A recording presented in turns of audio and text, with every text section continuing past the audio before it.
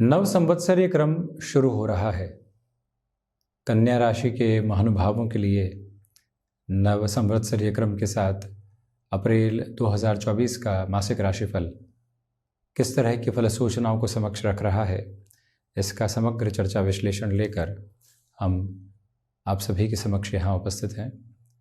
प्रथमतया ग्रह गोचरीय व्यवस्थाओं का अध्ययन और उसके बाद प्रत्येक क्षेत्र विशेष के साथ में जुड़ी हुई चर्चाएं। यहाँ आप देखिएगा कि चंद्रमा का प्रभाव कन्या राशि स्थान में 21 एवं 22 अप्रैल 2024 के साथ रहेगा। केतु की स्थिति प्रथम भाव में तो राहु सप्तम भावस्थ क्रम के साथ गतिमान। शनिदेव मंगल की युति इस महीने के अधिकांश समय बनी रहेगी। शनिदेव षष्ठेश होकर षष्ठ भाव के साथ में ही चलायमान है। पंचमेश की स्थितियाँ एक तरह से षष्ठ भाव में ही ये कहा जाएगा। तो वहीं मंगल 23 अप्रैल 2024 तक यहाँ शनिदेव की मूल त्रिकोण में ही, बुध 9 अप्रैल के बाद से मीन राशि स्थान यानी अपने नीचस्थ राशि स्थान में ही चलायमान रहेंगे। शुक्र की स्थितियाँ 31 मार्च के बाद से लेकर 24 अप्रैल तक अपने उच्चस्थ राशि स्थान में। राहु जैसा हमने पहले चर्चा की सप्तम भाव में। गुरु की स्थितियाँ इस महीने मेष राशि स्थान में अपना अंतिम चरण पूरा कर रही है। 1 मई 2024 से देवगुरु बृहस्पति वृषभ राशि में प्रवेश करेंगे। वहीं जो सूर्य की स्थितियां हैं वो 13 अप्रैल से अपने उच्चस्थ राशि स्थान में प्रवेश कर जाएंगी। द्वादशेश अष्टम में रहेंगे। उसके पहले सूर्यदेव 13 अप्रैल तक मीन राशि स्थान में ग्रहण दोष की अवस्थाओं में भी रहने वाले होंगे। और हम चर्चा की शुरुआत यहाँ करते हैं हमेशा की तरह प्रथम भाव के साथ में। अब देखिएगा कि जो यहाँ कामकाजी जीवन में विश्वास की आवश्यकता होती है, उस विश्वास के शिरों में आपके लिए ठीक ठाक अवस्थाएं यहाँ चलायमान रहेगी।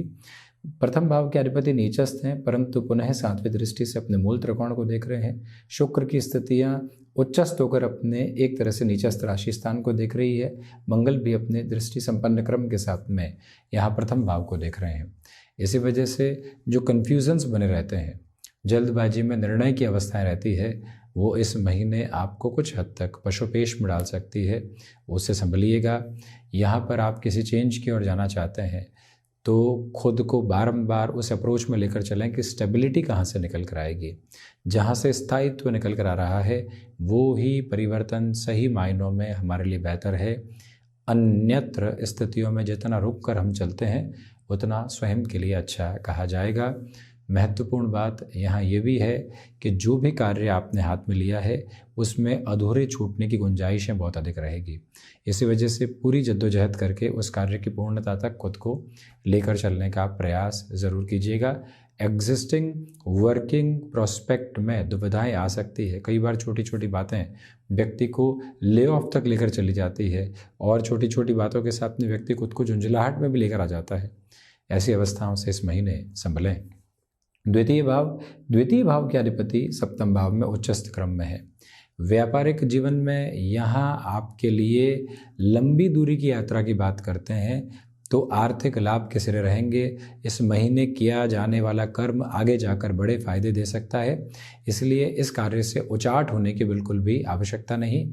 रेस्टोरेंट संबंधी कामकाज, हॉस्पिटैलिटी संबंधी क्षेत्र विशेष की गतिविधियाँ, जो भी कार्य चमक दमक की अवस्थाओं के साथ में जुड़े होते हैं वहाँ आपके लिए निरंतर बेहतरी निकल कर आने वाली हो सकती है।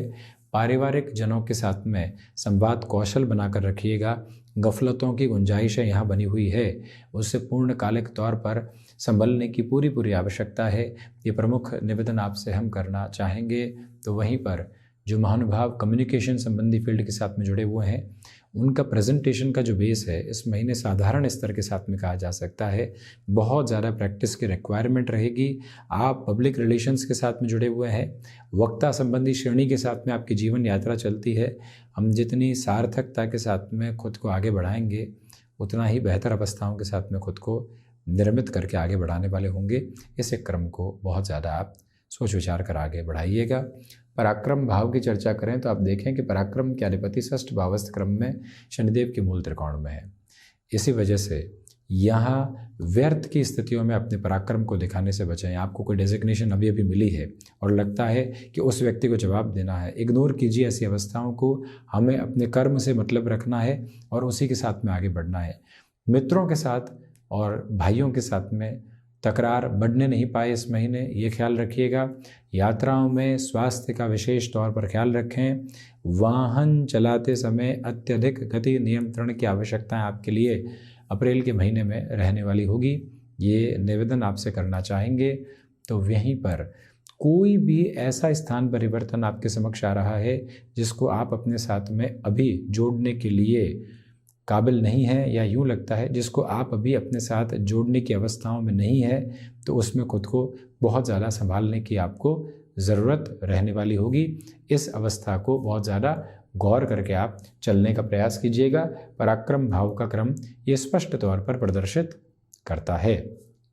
चतुर्थ भाव के लिए हम चर्चा करते हैं। तो चतुर्थ भाव के अधिपति का अष्टम भावस्थ होना, पुनः अपने मूल त्रिकोण को देखना, ये दर्शाता है कि स्पष्टतया आपके लिए कामकाजी अवस्थाओं में जो रियल एस्टेट संबंधी क्षेत्र विशेष है, हॉस्पिटैलिटी संबंधी क्षेत्र विशेष है, जहां लोगों को सर्विसेज के साथ में एक कंफर्ट के अप्रोच में लेकर चलना होता है, ऐसे क्षेत्र विशेष में भी आपके लिए बेहतर से बेहतर क्रम यहाँ रहने वाले होंगे। नेटिव प्लेस के साथ कोई भी शुरुआत करना चाहते हैं, ये अंतराल आपके लिए बृहद व्यवस्थाओं को लेकर चलता है। दो बातें बड़ी ज़बरदस्त है। अष्टम में देवगुरु बृहस्पति, अंतिम चरण में द्वादश को देखते हुए सूर्यदेव के साथ, और चतुर्थ को भी देखते हुए नेटिव के साथ भी शुरुआत करनी तो बेहतर। विदेश संबंधी स्थितियों में भी यह महीना बेहतरी की संभावनाओं को दर्शाता है।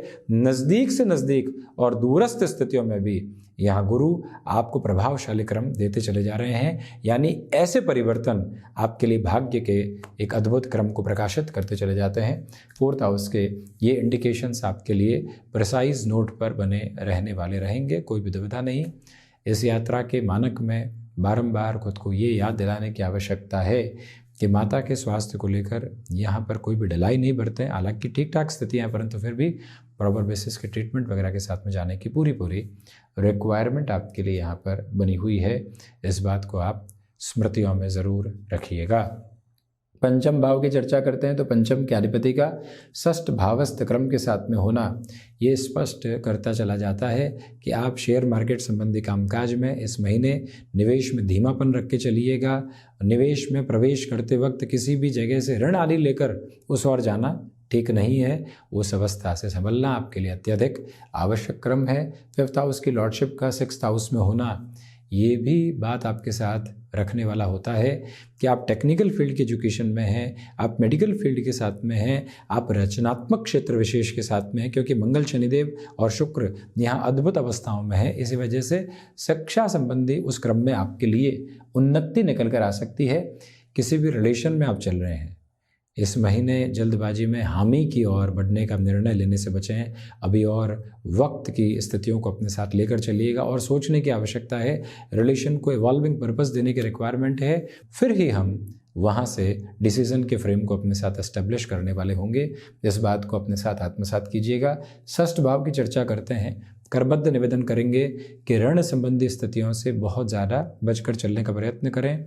हालांकि सिर्फ एक क्षेत्र जहां प्रॉपर्टी संबंधी कोई भी गुंजाइश निकल कर आती है, वहां अगर आप ऋण की तरफ जाते हैं और सोचे समझे स्तर पर लंबे समय की प्लानिंग है तो ही आगे बढ़ना हितगामी है। शल्य चिकित्सा संबंधी स्थितियों की ओर जाने में ये महीना आपके लिए बहुत ज़्यादा सहयोगी कहा जाएगा, जहां से और कोई भी तरीके की नकारात्मकता आपके लिए निक्षेपित नहीं होती है। कफ प्रदान प्रकृति के रोगों से यहाँ आप सावधानी बरत कर चलिएगा।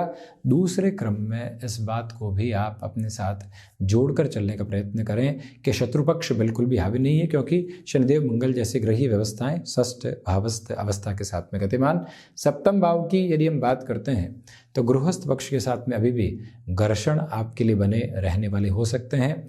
उससे खुद को मेजर लेवल के साथ में एस्टेब्लिश करके चलना और कहीं ना कहीं स्लगिश नोट पर लेकर चलना, फ्लेक्सिबल होकर चलने की जो रिक्वायरमेंट होती है, वो सारी की सारी बातें अपने साथ आत्मसात करके रखिएगा। गृहस्थ जीवन को संभालने में इस महीने में हमको रिएक्शन लेस होकर चलना है। अगले का थोड़ा सा सुन लेना कहीं पर भी दुविधाओं को केंद्रित नहीं करता, बस यही मूल भाव संप्रेषित रहे तो बेहद शानदार अवस्थाएं निर्मित होती चली जाएंगी। वहीं पर आप क्रिएटिव फील्ड के साथ में हैं, गुंजाइशें अलग आधार बना रही है और जीवन यात्रा को बेहतर से बेहतर क्रम संप्रेषित करती चली जा रही है। इसी एक मूल भाव को आप अपने साथ जोड़कर ज़रूर चलने वाले रहिएगा। केमिकल संबंधी कामकाज में भी बेटरमेंट के प्रोस्पेक्ट्स यहाँ निकल कर आने वाले होते हैं।